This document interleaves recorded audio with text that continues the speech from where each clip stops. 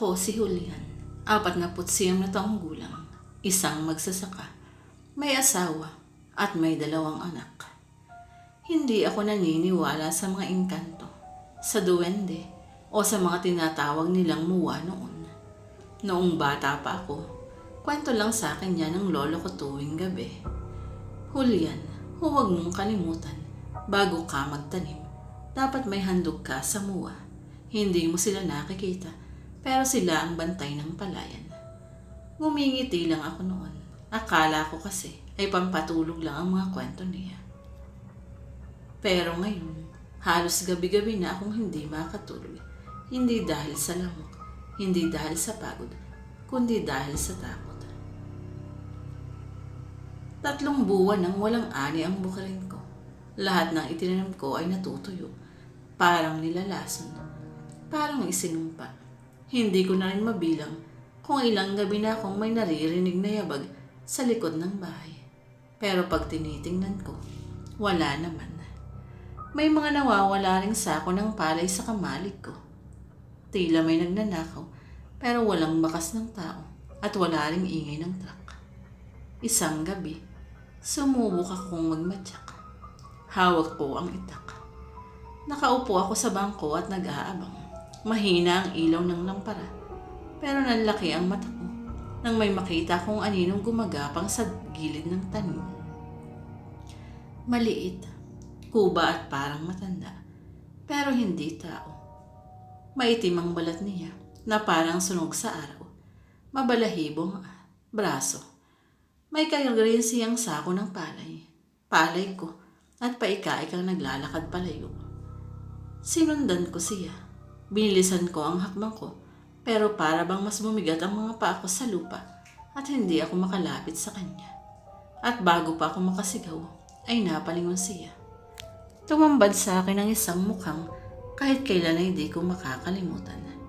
Matandang lalaking parang hukluban, pero nakangisi, malalim at nakakatakot. Napaupo ako sa lupa, sa takot at hindi ako makagalaw. Doon ko naalala ang lahat ng sinabi ng lolo ko noon. Ang muwa, ang mga nilalang nangunguha ng aning hindi mo hinandugan. Mga nilalang na dapat iniimbitahan sa seremonya bago ka magtanim. Pero dahil puro abala, puro kita, puro pondo sa pataba ang inuna ko, ay nakalimutan ko siyang alalahanin. Kinabukasan ay nag-ipon ako ng gamit. Bumili rin ako ng kandila. Nag-alay ako ng itlog at tuba sa may punong kawayan sa gilid ng taniman.